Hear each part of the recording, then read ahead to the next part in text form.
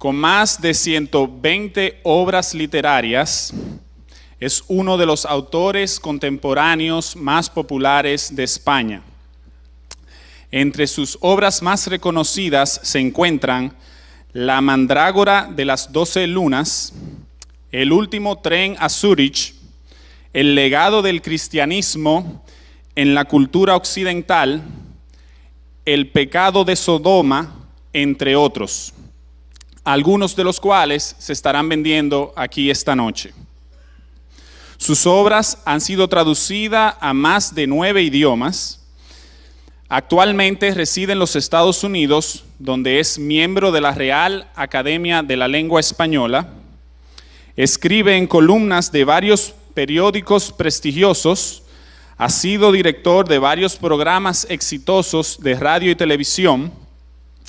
Y es un reconocido por su defensa y promoción de los derechos humanos. Para Grupo Acción Cristiana y la República Dominicana, es de gran satisfacción presentarles al laureado escritor, historiador y conferencista español, el doctor César Vidal. Recibámosles con un fuerte aplauso.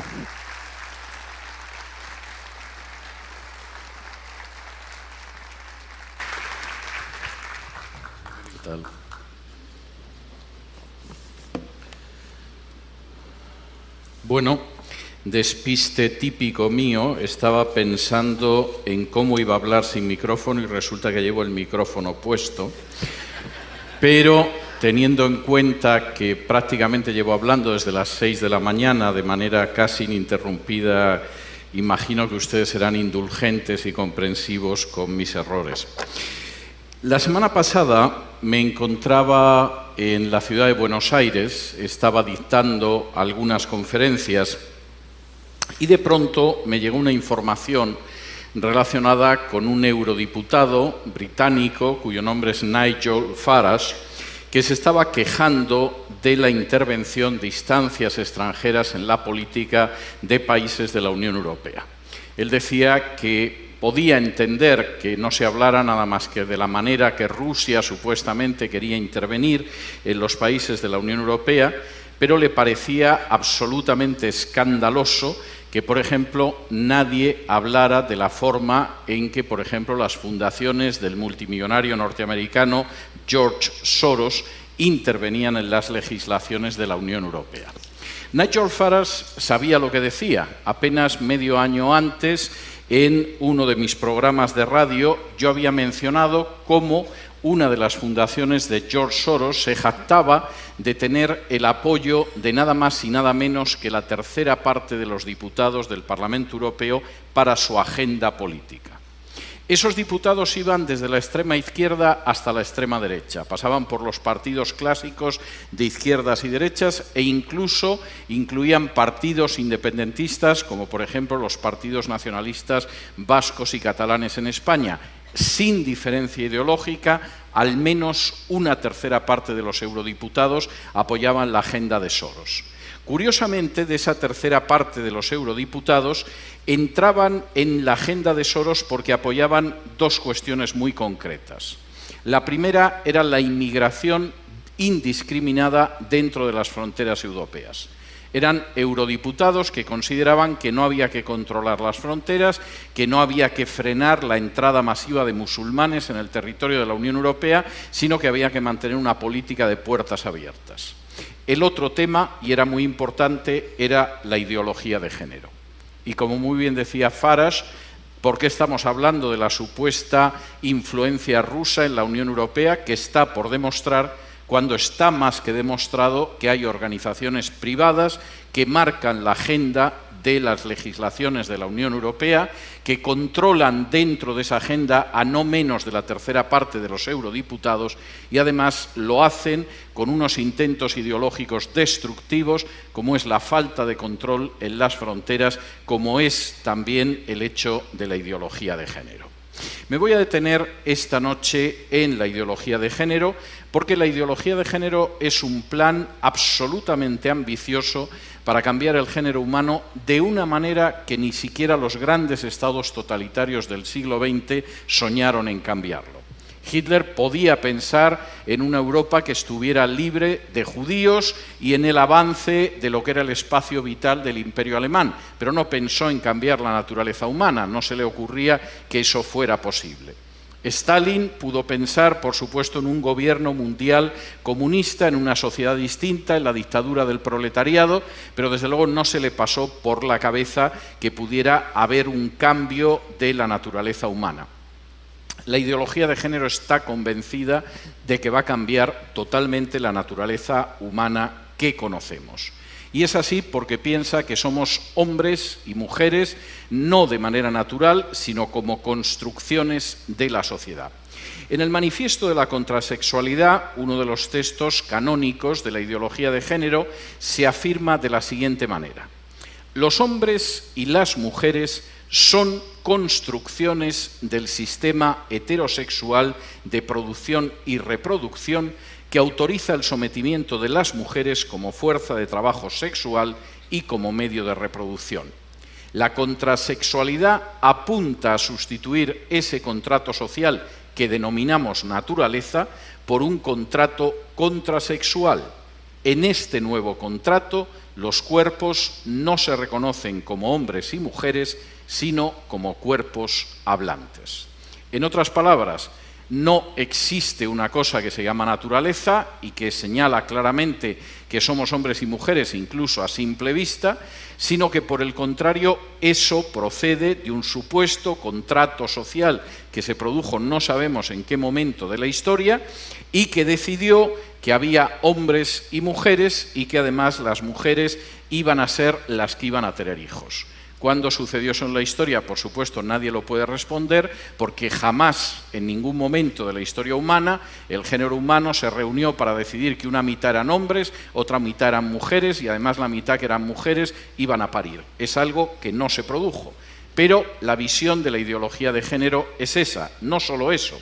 Considera que como al final el género lo crea la sociedad, no es algo natural, sino algo que deriva de la sociedad, ese género se puede cambiar de manera totalmente voluntaria, de la misma manera que uno puede cambiar de trabajo, o puede cambiar de estudios, o puede cambiar los zapatos que lleva en ese momento. No hace falta que les diga que esta visión de la naturaleza humana, de los hombres y las mujeres, de la sociedad tal y como se puede cambiar, es absolutamente absurda, es disparatada. Primero, de entrada, nuestra naturaleza marca de manera inexorable, indiscutible, irreversible que somos hombres o mujeres. Si de pronto una señora decide que en realidad se siente hombre y se hace extirpar los genitales femeninos y los sustituye por una reconstrucción de unos genitales masculinos y se inyecta hormonas masivamente, hormonas de carácter masculino, por supuesto, su estructura cromosomática, su estructura genética sigue gritando que es una mujer. Sí, por supuesto es una mujer hormonada, sí, por supuesto es una mujer a la que le han mutilado sus órganos genitales, sí, por supuesto es una mujer a la que le han implantado algo que se parece a los órganos sexuales de un varón, pero su estructura cromosomática sigue gritando que es una mujer.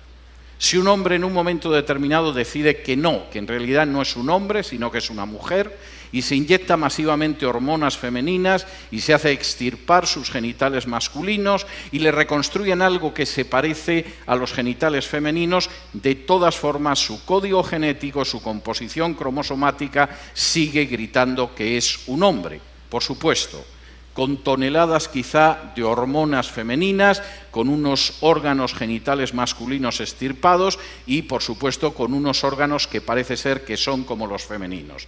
Pero su naturaleza sigue gritando que es un hombre.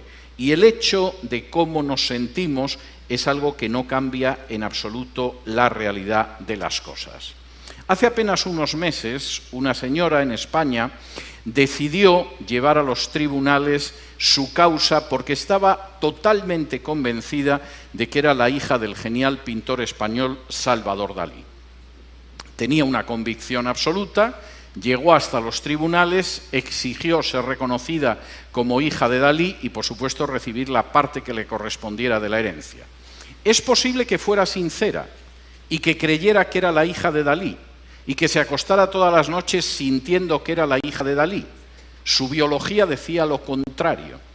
Y, por supuesto, cuando realizaron un examen de ADN y se vio que no tenía nada que ver con Salvador Dalí, lo que ella sintiera, pensara o quisiera no tenía importancia. La biología era muy clara, no tenía la menor relación con Salvador Dalí. Esto que parece que es muy claro, cuando una persona dice que es la hija de un pintor y luego no lo es, al parecer sucede todo lo contrario cuando la ideología de género impera y efectivamente si uno siente que es una mujer siendo un hombre, hay que reconocer que es una mujer porque lo siente. Esto es algo absolutamente disparatado y de hecho tengo que decirles que si yo ahora desde este púlpito dijera que me siento que soy Jesucristo, seguramente antes de acabar la exposición aparecerían 2 personas con bata blanca que cortésmente me llevarían a alguna clínica. Eso si alguien del público no me bajara de aquí porque estoy disparatando. Por supuesto yo podría sentir en el fondo de mi corazón que soy Jesucristo, pero es obvio que no lo soy. Y por supuesto nadie atendería esa situación. Sin embargo, si yo dijera que en vez de César Vidal me siento una mujer que se llama Carmencita, es posible que me dieran una subvención pública en algunos países, por ejemplo, en España. Lo que marca la diferencia es la ideología de género. Pero plantéense lo que puede ser ese sentimiento y cómo rechazamos como criterio de verdad el sentimiento. Imagínese cualquiera de ustedes que tiene hijos que de pronto su hija padece anorexia. Y le dice, papá, no voy a comer, voy a seguir sin comer. Yo me miro en el espejo y me veo como un hipopótamo, papá, no voy a comer. Y por supuesto, la persona que sufre esa visión totalmente distinta de la realidad, es posible que cuando se contemple en el espejo, de pronto lo que piense es que parece un hipopótamo, aunque los que la vemos sabemos que lo que parece es una deportada de un campo de exterminio. Bien, ¿qué padre sensato le diría a su hija, es verdad, hija, eres un hipopótamo, no comas, sigue perdiendo peso? O por el contrario, un padre sensato diría, bueno, hija, vamos a ver cómo solucionamos esto, porque te puedo asegurar que eres lo menos parecido a un hipopótamo que se puede encontrar en Santo Domingo. Si haríamos eso por un hijo anoréxico, ¿cómo somos capaces de admitir todo lo contrario en el caso de un transexual? Simplemente porque nos lo dicta la ideología de género. La ideología de género no solamente es una forma absurda, irracional y totalitaria de pretender cambiar la sociedad, es auténticamente una amenaza para cualquier sociedad que quiera seguir siendo libre, próspera y soberana. Voy a intentar explicarles cómo se puede imponer algo tan absurdo y de hecho el mero sentido común muestra lo absurdo de la ideología de género y después voy a intentar mostrarles las consecuencias de esa ideología de género. La ideología de género, en primer lugar, se impone por la manipulación del lenguaje y, por supuesto, por un casi monopolio de los medios de comunicación. Socárides, uno de los psiquiatras norteamericanos especialistas en la homosexualidad, muerto no hace mucho tiempo, contaba en uno de sus libros una anécdota peculiar. Dice que en cierta ocasión estaba la televisión puesta en su casa, estaba sentado con su esposa y empezaron a aparecer imágenes del Día del Orgullo Gay, de las carrozas con imágenes no precisamente elegantes ni estéticas de homosexuales mostrándose más bien, exhibiéndose el Día del Orgullo Gay. Y dice que en ese momento escuchó como su esposa decía, le están lavando el cerebro a la sociedad. Y Socárides dice que en ese momento dijo, es verdad, estamos asistiendo a una gigantesca operación de lavado de cerebro. La ideología de género avanza sobre la base de la manipulación del lenguaje y sobre la manipulación, además, de los medios de comunicación. En el terreno de los medios de comunicación es muy fácil. El 80%, al menos, del material que aparece en prensa escrita, en radio, en televisión, en series de televisión, en dibujos animados para niños, en películas de cine e incluso en documentales, está en manos de tan solo 8 transnacionales en todo el mundo. De manera que finalmente conducir a millones, centenares de millones de seres humanos en una sola dirección es enormemente fácil. Eso en el terreno de la información, porque en el terreno del ocio y del entretenimiento es peor. El 90% de la música que se consume, excluyan la música clásica, nadie le ha hecho daño todavía escuchar la Quinta Sinfonía de Beethoven o la Pasión según San Mateo de Juan Sebastián Bach, el 90% de la música que se consume y que sobre todo consumen medios juveniles está en manos de tan solo 3 transnacionales. Algunos de los CEOs de estas transnacionales no ocultan que son profundamente anticristianos. Y por supuesto no ocultan, cada vez son más explícitos, los contenidos en vídeos musicales de carácter pornográfico o de carácter ocultista. No es difícil ver vídeos en este sentido. El 90% de la pornografía que se consume en este planeta está en manos de 3 transnacionales. Y algunos de los directivos confiesan, pero de manera nada oculta, tienen ustedes sus declaraciones, por ejemplo, en YouTube, que efectivamente ese control de la pornografía mundial persigue acabar directamente con el cristianismo. Y junto con ese control de los medios de comunicación, que es casi un control en monopolio, existe una inmensa manipulación del lenguaje.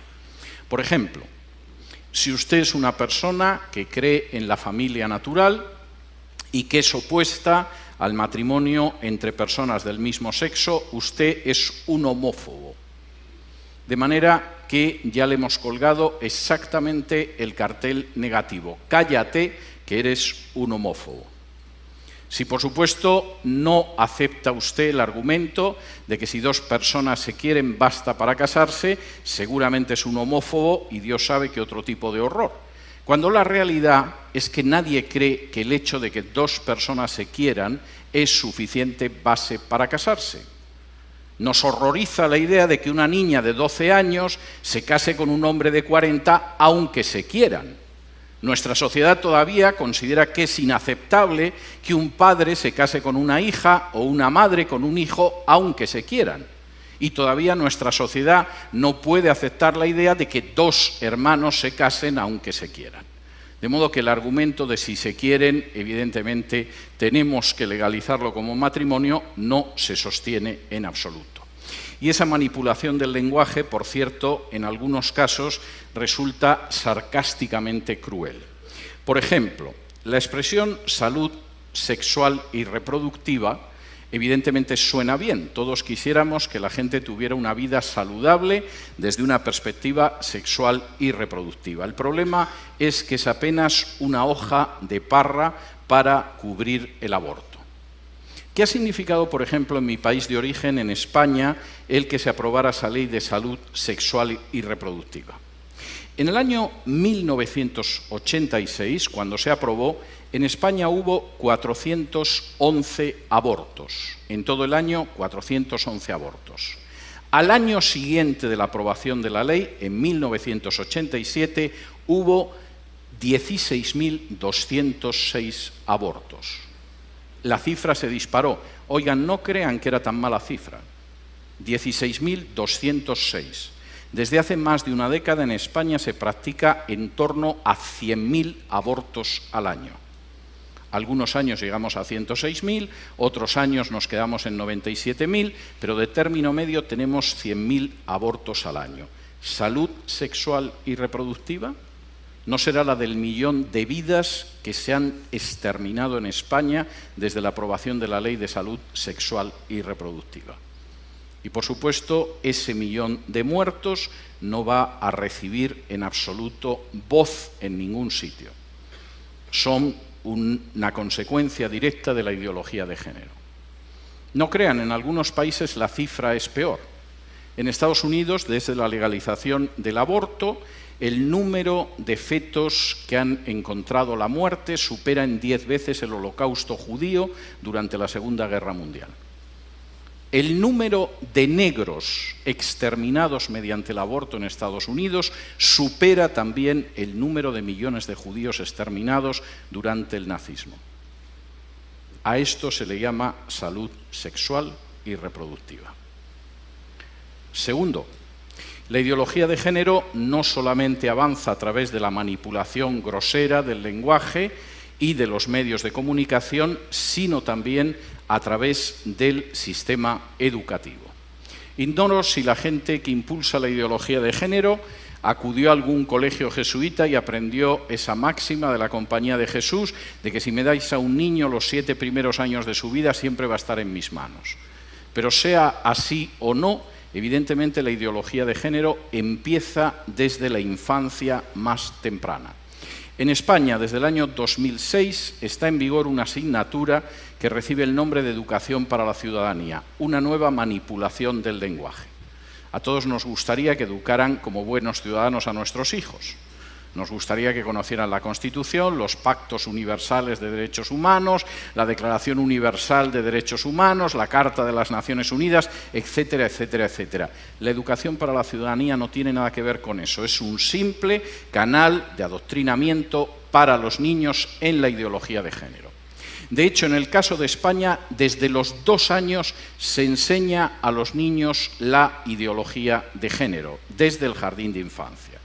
De manera que cuando un niño tiene como grandes problemas, por ejemplo, aprender a abrocharse los cordones de los zapatos o controlar los esfínteres, en las escuelas españolas se les enseña ya lo maravilloso que es, por ejemplo, el matrimonio homosexual.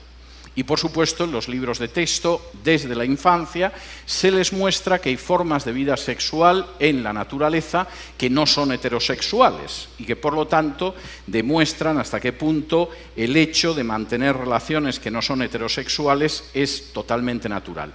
Los 2 ejemplos que se citan en los libros de texto españoles son interesantes y me van a permitir que me detenga en ellos. El primero es el caballito de mar.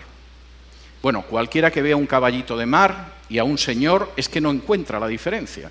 Yo a veces me he puesto a hablar con un caballito de mar pensando que era un vecino, de modo que yo puedo entender que efectivamente el caballito de mar sea un ejemplo de otra forma de sexualidad distinta. El caballito de mar es un animal cuya hembra pone los huevos y el macho incuba los huevos hasta que salen los caballitos de mar. ¿Cómo conseguiría la ideología de género que quede fecundada la hembra y que luego el huevo fecundado de la hembra pase al varón para que dé a luz? Es algo que ignoro. Es más, tampoco me quita el sueño saberlo. Pero ustedes me dirán si realmente la biología y el comportamiento sexual de los seres humanos se puede basar en el caballito de mar. El otro ejemplo es todavía más maravilloso. Confieso que me crea auténtica emoción, porque es el caracol, que es bisexual. Y efectivamente, todo el mundo sabe que hay seres humanos semejantes al caracol. Se arrastran, tienen cuernos y babean. Es algo en lo que no existe la menor diferencia. Esto aparece en los libros de texto de mi país.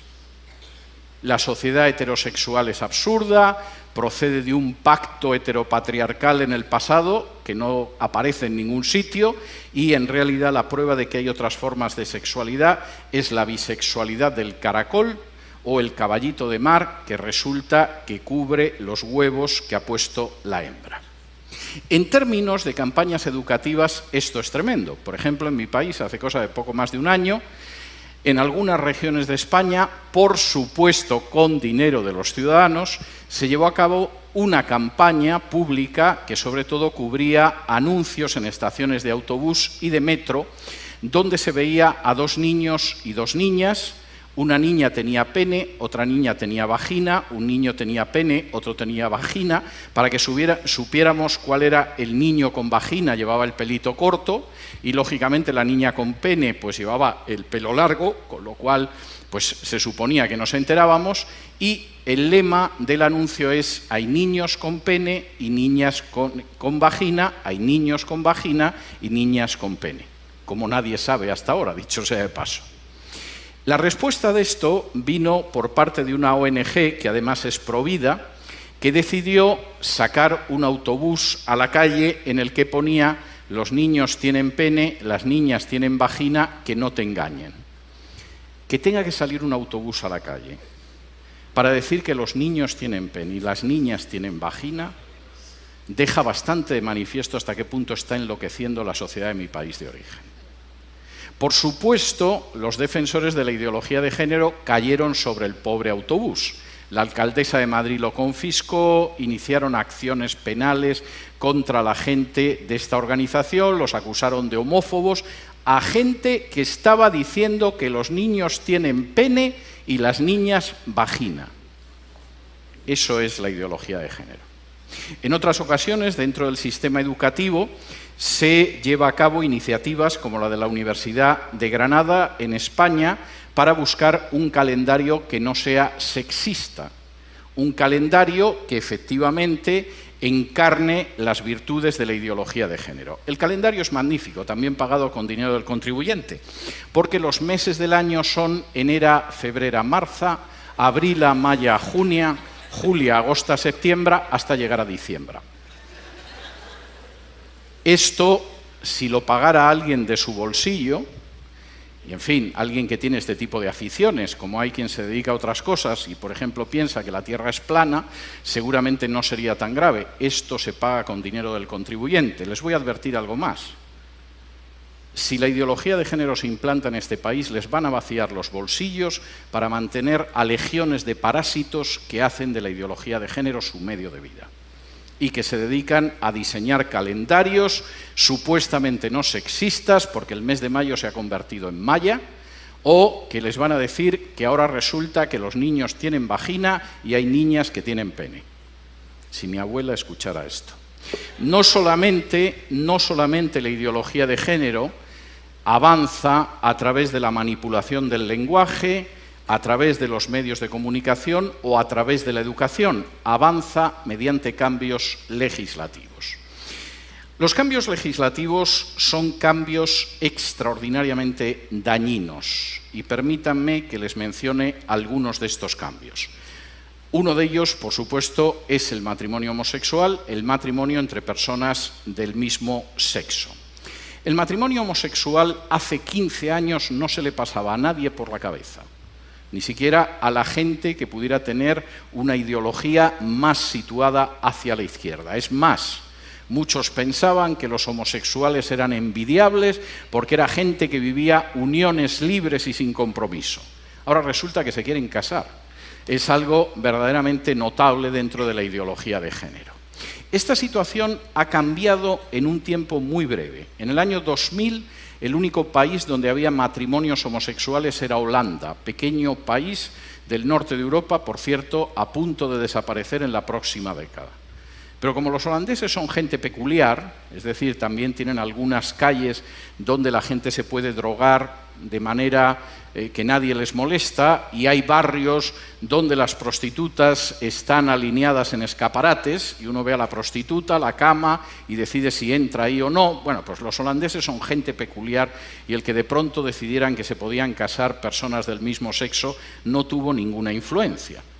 Cuando en el año 2003 Bélgica decidió ir en la misma dirección, esto tampoco causó ninguna sensación. Bélgica es un país pegado a Holanda, con enormes crisis internas de carácter territorial y, por supuesto, lo que hicieran los belgas, allá ellos. La situación cambió en el año 2005. Estamos hablando de poco más de una década.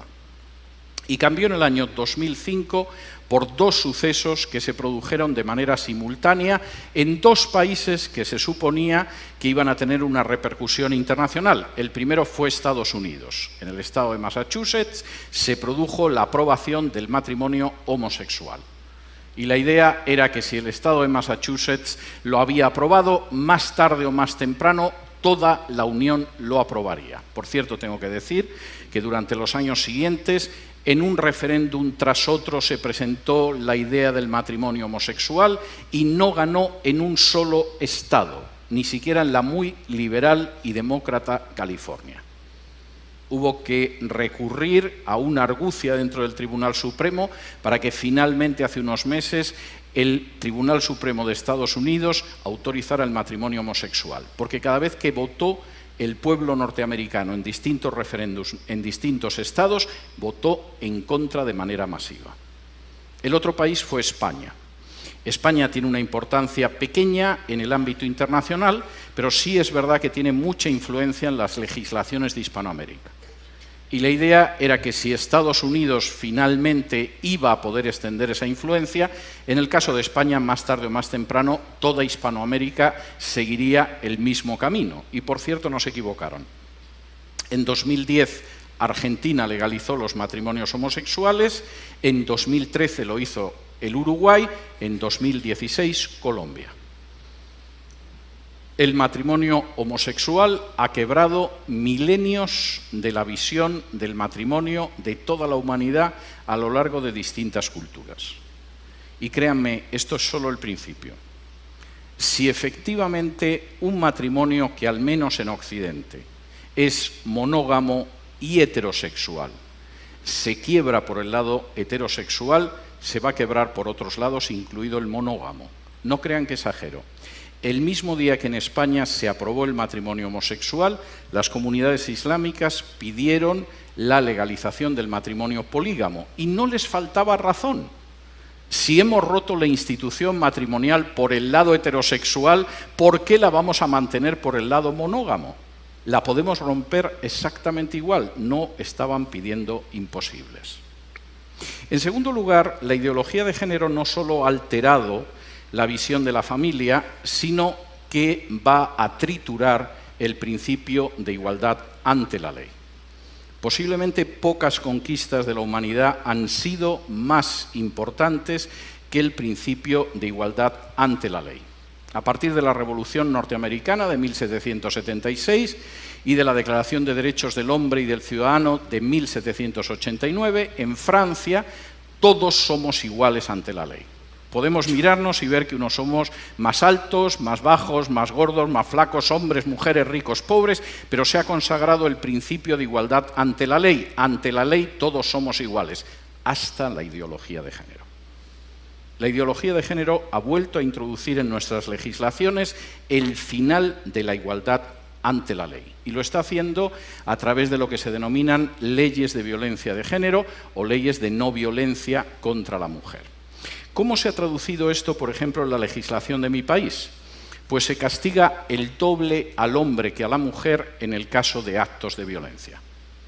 Si la mujer decide darle un sartenazo al marido, es una falta. Si el sartenazo se lo da el marido a la mujer, es un delito. Implica la entrada en prisión de manera automática y tiene que demostrar que es inocente para poder salir. ¿Qué ha significado esto en términos legales, aparte de que ha desaparecido la igualdad ante la ley?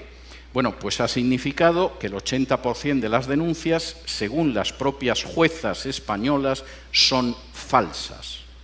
Y es lógico.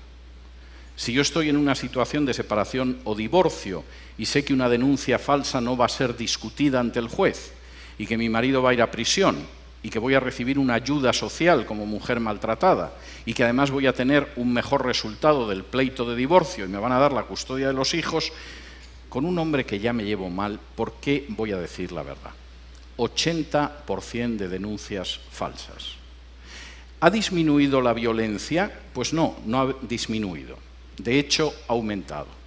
Y además, buena parte de la violencia no de género, no de hombre hacia mujer, violencia doméstica que va en muchas direcciones, se ha colocado debajo de la alfombra y no la vemos. Por ejemplo, la ley de violencia de género se empeña en ver solamente una violencia de género de hombre hacia mujer. No aparece la violencia de un hombre hacia un hombre en una pareja homosexual, porque la víctima no es una mujer. No aparece la violencia de una mujer hacia una mujer en una relación lésbica, porque el agresor no es un hombre. Pero tampoco aparece la violencia de padres a hijos, y menos aparece la violencia de hijos hacia padres. Y por cierto, la violencia de hijos hacia padres en mi sociedad de origen se ha disparado. No solo eso. Hace solo 4 años, las mujeres que golpeaban y maltrataban a sus padres no pasaban del 20%, son el 45% en la actualidad. No me extraña, tienen licencia para agredir. Se acabó la igualdad ante la ley, No hemos terminado con la violencia doméstica e incluso estamos ocultando cuadros de violencia doméstica verdaderamente espantosos. Tercero, vamos hacia la legalización de la paidofilia, las relaciones sexuales con niños. Esto, dicho sea de paso, en algunos países ya no va a exigir una despenalización porque ya es legal. En España, cualquier persona puede tener relaciones sexuales con una criatura de 12 años, si hay mutuo consentimiento.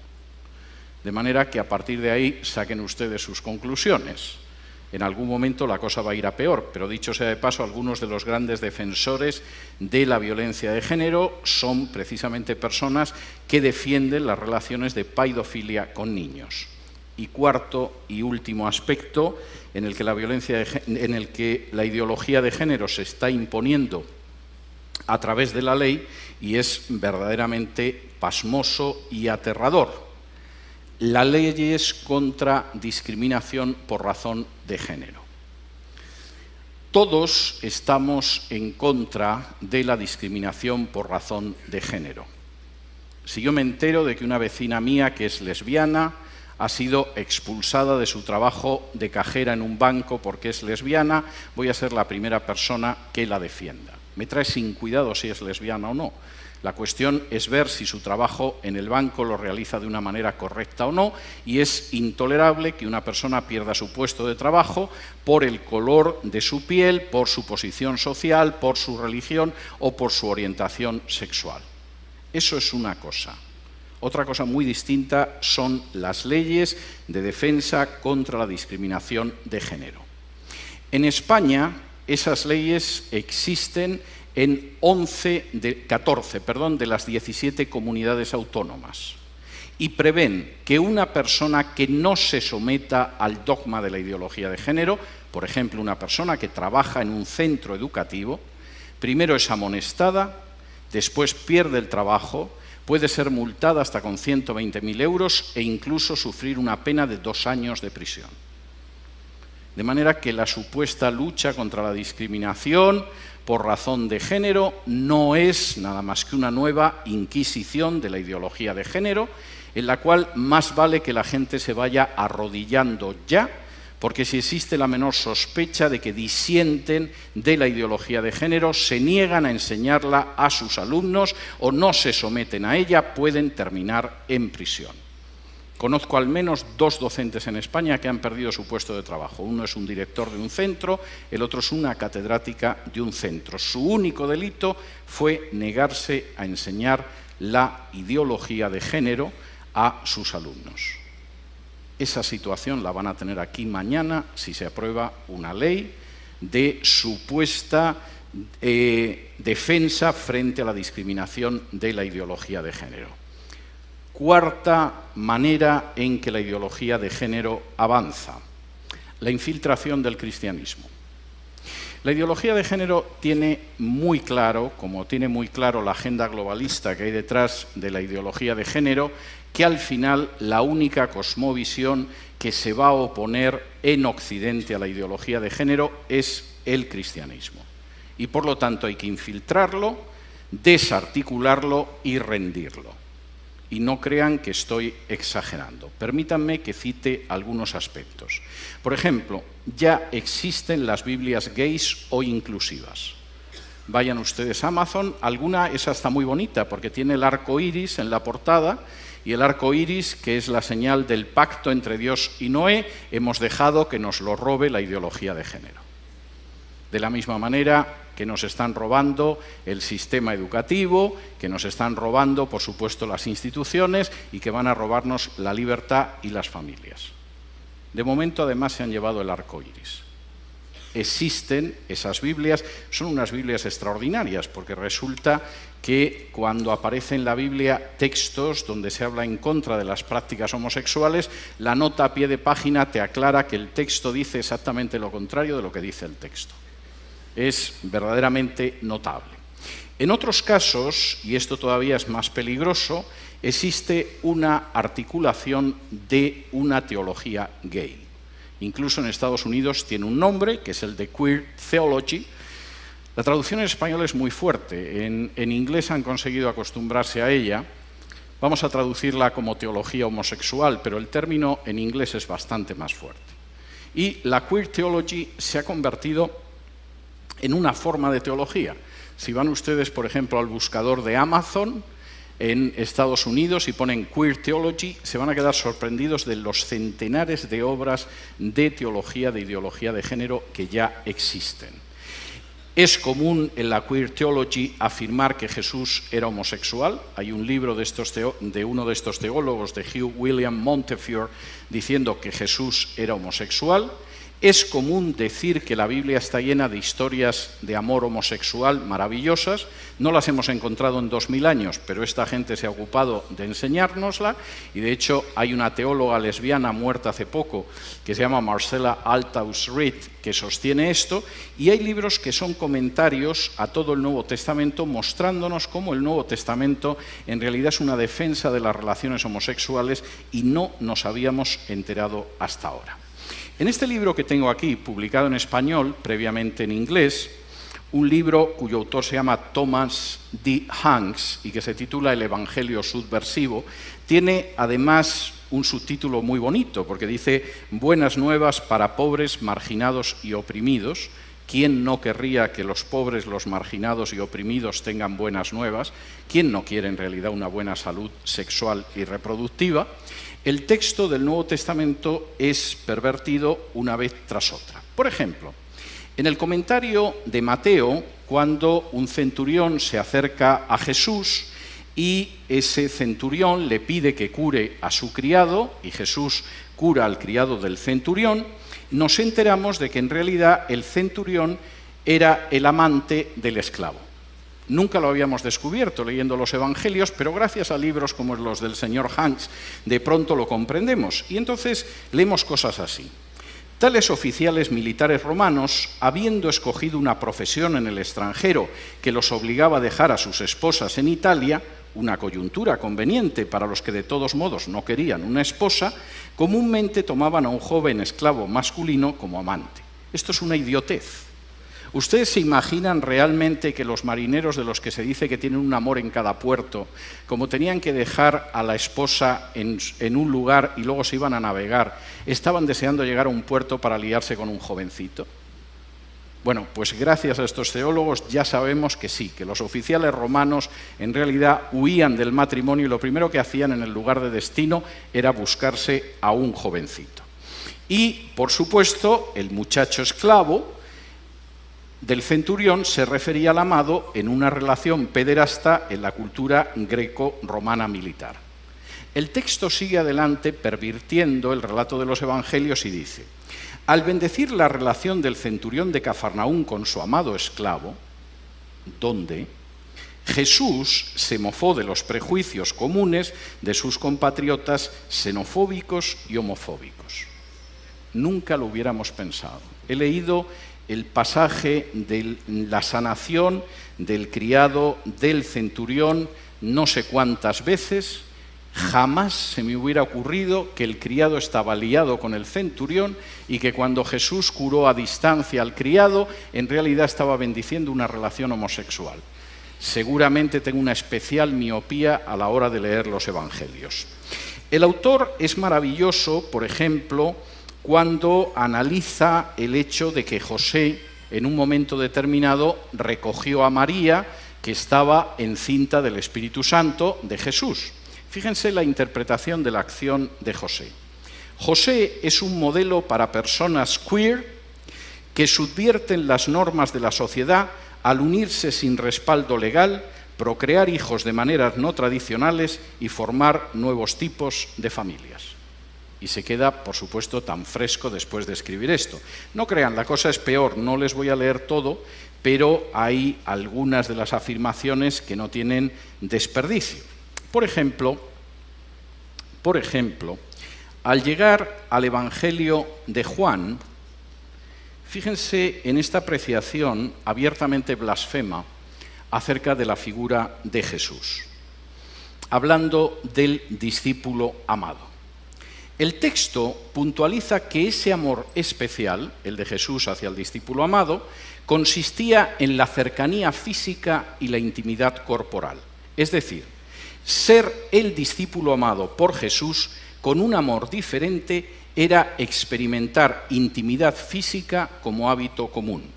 Jesús, además de amar a todos sus discípulos, tenía un amado de quien era el amante. De modo que ya saben ustedes que el discípulo amado hemos descubierto gracias a la infiltración de la ideología de género, que era el amante de Jesús y era una relación que conocía a todo el mundo. No solo eso, dice, cuando reconocemos que Jesús y el discípulo amado eran una pareja de amantes, el sentido de las palabras de Jesús se hace transparente. Jesús reconoce su relación especial con este discípulo como parecida al noviazgo o matrimonio, y el discípulo amado viene a ocupar el lugar de un hijo adoptivo de María. Juan señala que la relación homoerótica entre Jesús y el discípulo amado lleva implicaciones y responsabilidades que trascendían la muerte. No era una relación clandestina. La ideología de género no se para en el respeto ni siquiera hacia las cosas más sagradas.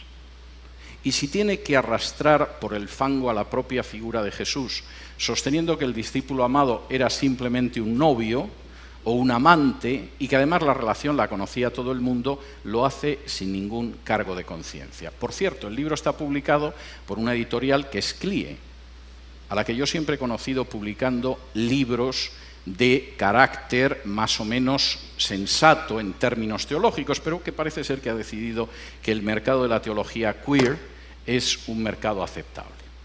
Y por supuesto la infiltración en términos teológicos aparece también en la enseñanza teológica. Hay que decir que el señor Hanks, aparte de ser misionero en Hispanoamérica, colabora con la Fraternidad Teológica Latinoamericana, con IFES InterVarsity, y enseña en la Universidad Bíblica Latinoamericana en San José de Costa Rica.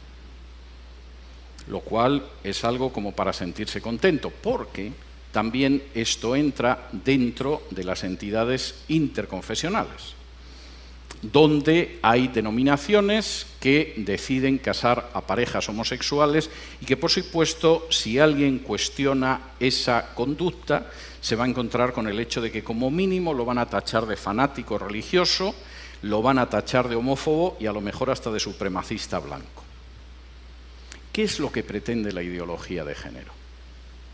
Si realmente se está implantando a través de la ley, de la educación, de la infiltración del cristianismo, de los medios de comunicación, de la manipulación del lenguaje que pretende un nuevo modelo de sociedad, y tengo que decir que además ese modelo de sociedad lo expresa claramente en algunos textos como el manifiesto de la contrasexualidad. Voy a leerles algunos párrafos de este manifiesto para que vean que no es fruto de mi mentalidad calenturienta lo que les estoy diciendo. Lo que les cito literalmente lo leo de la fuente literal. En ese manifiesto, por ejemplo, se dice lo siguiente: la contrasexualidad apunta a sustituir ese contrato social que denominamos naturaleza por un contrato contrasexual. En este nuevo contrato, los cuerpos no se reconocen como hombres y mujeres, sino como cuerpos hablantes. Bien, naturalmente cualquiera que ve a un hombre y una mujer sabe que sexualmente son distintos. Podrán ser más feos, más guapos, más esbeltos, más sebosos, lo que ustedes quieran, pero un hombre y una mujer son bastante distintos. A simple vista distinguimos la diferencia entre un hombre y una mujer. ¿Cómo vamos a decir que dejamos de ser un cuerpo masculino o un cuerpo femenino para convertirnos en cuerpos hablantes si sexualmente somos muy distintos? Muy sencillo. La ideología de género ha encontrado la solución. Ha dado con una parte de nuestra anatomía que sexualmente es igual en el hombre y en la mujer. Permítanme que lo lea para que no piensen que es mi exageración. Leo literalmente.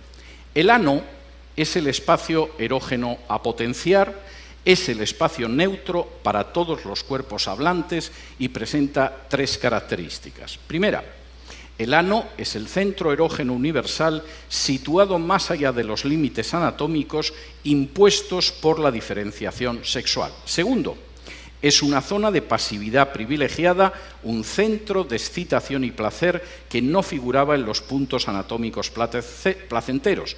Tercero, el trabajo del ano no apunta a la reproducción ni al nexo romántico.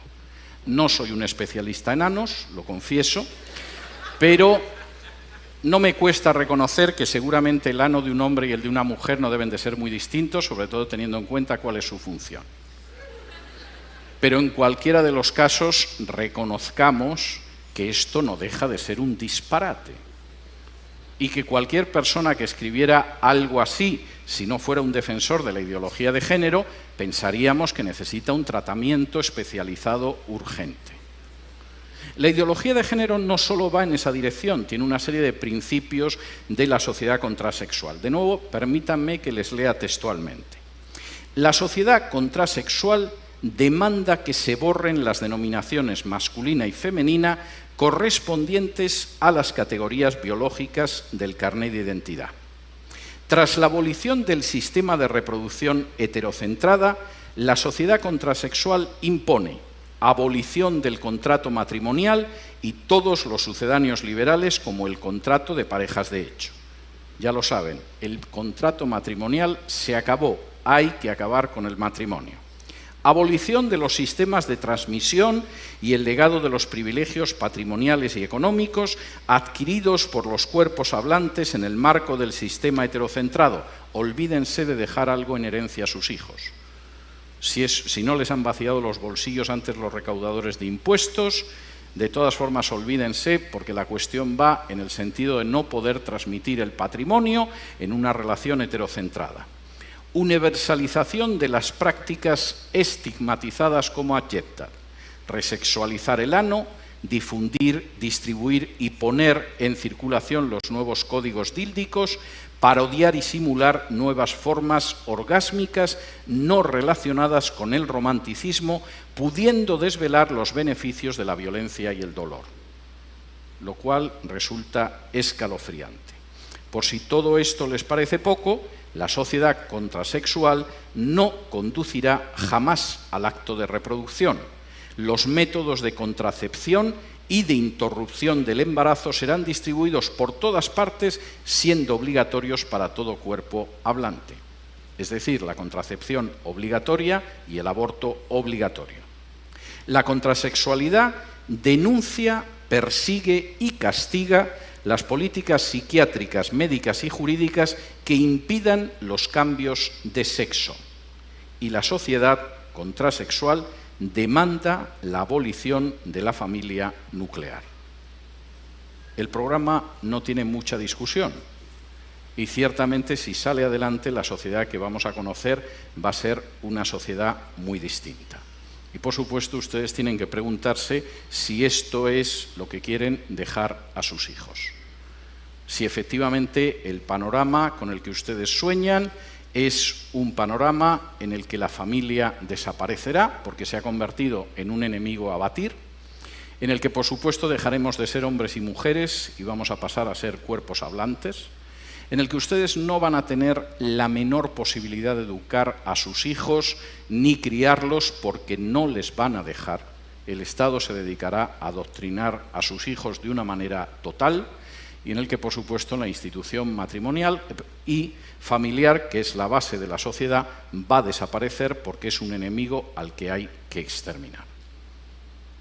Eso es lo que persigue la ideología de género y no lo invento, me limito a leer lo que aparece en sus propios textos. Las razones por las que esta ideología de género plantea consecuencias absolutamente terribles son obvias. Primero, esto significa que se acabó nuestro sistema de igualdad de derechos. Volvemos milenios atrás a una época en que según quien sea el que cometa una falta, un delito, un acto ilegal, va a recibir un castigo u otro. Se acabó la igualdad ante la ley. Esto significa que también van a desaparecer nuestras libertades de expresión y de conciencia. Estaremos sometidos a un dogma y cualquiera que se enfrente a ese dogma va a ser castigado de manera despiadada. En tercer lugar, nuestro sistema educativo se destruirá totalmente. va a ser un simple sistema de adoctrinamiento. Y tengo que decirles, por cierto, que la clave del progreso de los pueblos está en el sistema educativo, y además tengo que decirles algo que aparece vez tras vez desde los años 60 en todos los estudios sobre el sistema educativo. Lo más importante no es el dinero que se gasta el Estado, lo más importante no es el dinero que tienen los padres, lo más importante ni siquiera es el centro al que envían a los hijos, lo más importante es cómo es la familia en la que está integrado el estudiante. En el momento en el que eso desaparezca, los monstruos que van a venir a continuación es algo que no podemos casi ni imaginarlo. Entre otras cosas, porque, por ejemplo, en mi país, un niño para visitar un museo necesita un permiso firmado de sus padres. Pero esa niña de la misma edad, para abortar, no solo no necesita el permiso de los padres, sino que ni siquiera tiene la obligación de comunicarles que va a abortar. Nuestro sistema educativo, el suyo, quebrará. Y en cuarto lugar, a eso se sumará la erosión de la familia, donde, por cierto, se socializa a los seres humanos, le guste o no le guste a la ideología de género, y donde se decide en buena medida el destino de una criatura en cuestiones como la delincuencia, como su encaje dentro de la sociedad o su progreso. Es algo que se decide en la familia, dejará de decidirse. Y, por cierto, dos de los países cuyo sistema político no me entusiasma, pero tengo que reconocer que se están oponiendo ferozmente a la ideología de género, son precisamente Rusia y China. Y lo son porque saben que si la familia desaparece, sus respectivas naciones se desplomarán. En una entrevista que pueden ustedes encontrar en YouTube, en la que el director de cine norteamericano Oliver Stone entrevista a Vladimir Putin, en uno de los fragmentos de una entrevista de 4 horas editada, le pregunta por la homosexualidad y le pregunta por cómo es posible que en Rusia no se pueda difundir la ideología de género en las escuelas y no se pueda hacer proselitismo homosexual. Y la respuesta que le da Putin es absolutamente ejemplar. En Rusia no se persigue, no se encarcela, no se discrimina a ningún adulto por ser homosexual. Hay actores, hay artistas, hay deportistas que son homosexuales y nadie los persigue ni los discrimina. Pero no vamos a tolerar que adoctrinen a los niños en una ideología que es contraria a la familia. Porque la base de esta nación es la familia. Si el niño se convierte en adulto al llegar a los 18 años y decide ser homosexual, es una decisión suya. Pero no vamos a tolerar que la familia la destruyan desde abajo, haciendo proselitismos con niños que no tienen el criterio suficiente para decidir en un sentido o en otro. Yo puedo estar muy poco de acuerdo en muchas cosas con Putin, pero ahí le doy toda la razón. En el caso de China, todavía son más estrictos. Y he tenido ocasión de hablar con chinos acerca de esto. Los chinos siguen arrastrando la herida de lo que ellos llaman el siglo de humillaciones. Hace ahora poco menos de un siglo, los británicos, que ambicionaban apoderarse de la porcelana, del té, de la seda china, quisieron hacerse con ella, pero los chinos no veían que los ingleses tuvieran nada con lo que pudieran intercambiar la seda, el té o tantas cosas valiosas. De modo que los ingleses, puesto que nada de lo que ellos vendían les interesaban a los chinos, decidieron venderles drogas y les obligaron a abrir puertos por los que introducían el opio para consumo de los chinos.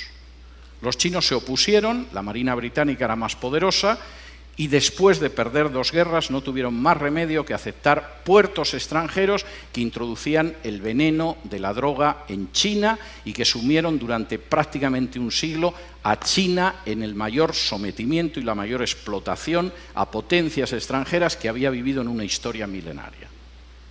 La visión de los chinos sobre la ideología de género es la misma. Esto es peor que el opio que trajeron los ingleses. Y si dejamos que entre en nuestra sociedad y que destruya la familia, el efecto va a ser peor que el opio británico. No lo vamos a tolerar. No porque seamos cristianos, el régimen es un régimen ateo, sino porque creemos en la familia y sabemos que la nación se basa sobre la familia. Me da mucho pesar que naciones que no son cristianas, sin embargo, a la hora de defender a la familia, parece que tienen una idea más clara que otras naciones que supuestamente lo son. En quinto lugar, y esto es tremendo, la ideología de género es una bomba de relojería demográfica. No hay nación ni cultura que pueda sobrevivir con un crecimiento demográfico inferior al 2.5. Están ustedes ya por debajo del 2.5 en la República Dominicana. Hasta el 2.3, que es su tasa de crecimiento en estos momentos, tienen posibilidad de reacción. Todavía es reversible, quizá en una generación, un proceso de desplome demográfico. A partir del 2%, no hay esperanza. Cualquier cultura, cualquier nación está condenada sí o sí. La ideología de género va a conseguir que Europa, la Europa que yo he conocido, desaparezca en una generación, quizá en menos. En España la tasa de crecimiento demográfica es del 1.1. Es normal, hemos matado más de 1 millón de criaturas en el vientre de sus madres, siguiendo la supuesta salud sexual y reproductiva. La tasa de crecimiento de los musulmanes en España es del 8.1.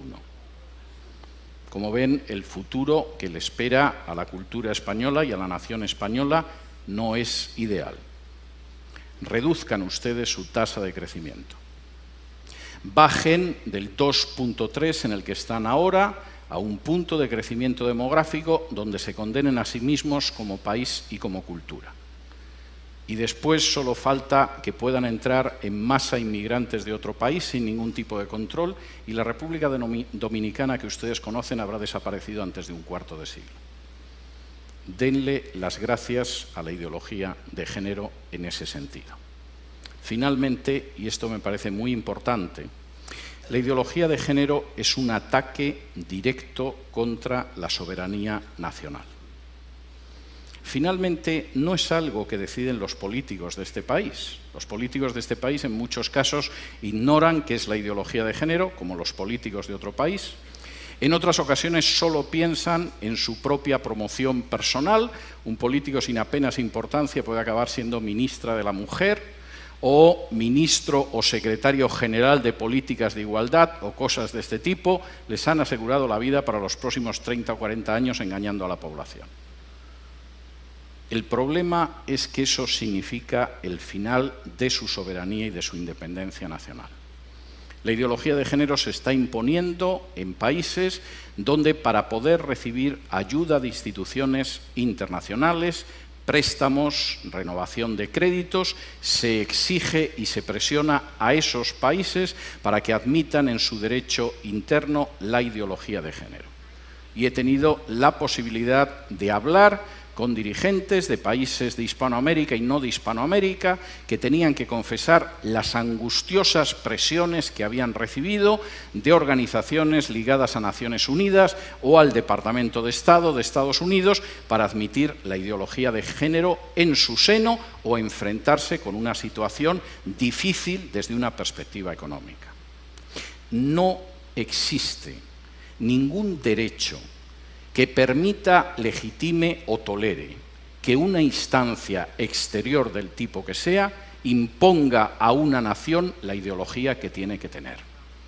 Por muy pequeña que pueda ser esa nación, por muy reducido que sea su peso en el concierto internacional, por muy joven incluso que pueda ser en términos históricos, no existe organización internacional, fundación privada o país extranjero que tenga derecho a imponerle la ideología de género. Y eso es algo que ustedes tienen que tener claro.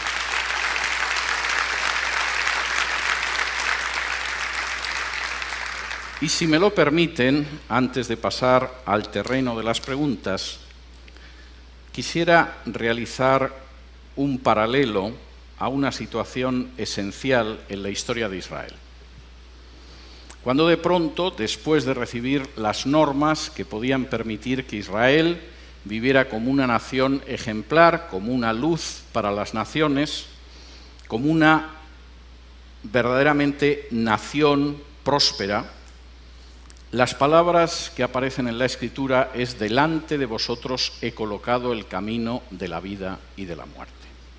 Ustedes tienen ahora mismo delante de sí mismos el camino de la vida o de la muerte. Esto no es algo que va a suceder dentro de 10, de 15, de 20 o de 30 años. Ahora mismo tienen delante el camino de la vida o el de la muerte. Tienen delante un camino de vida en el cual puedan construir esta nación sobre la base de familias equilibradas, armoniosas y fuertes, donde puedan educar a sus hijos en la verdad y en el temor de Dios, donde puedan hacer que salgan buenos ciudadanos de sus familias, donde puedan conservar la independencia y la soberanía nacional y donde conserven la libertad y el derecho a decidir la educación. Y ese es un camino de vida para este país, como para cualquiera.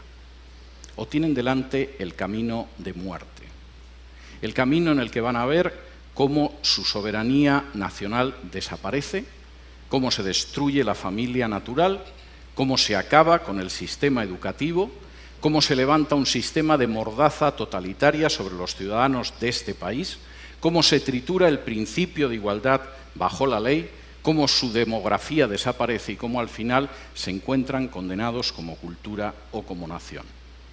Delante de ustedes ahora mismo hay un camino de vida y hay un camino de muerte encarnado en la ideología de género. Ustedes son los que tienen que decidir. Muchas gracias.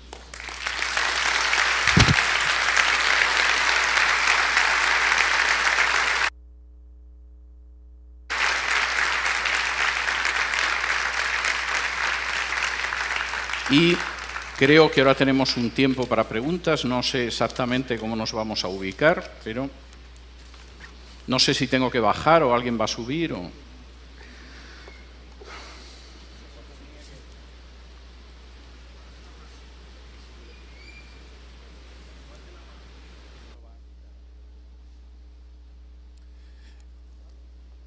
¿Voy a bajar? Sí. El que tenga alguna pregunta, que por favor levante.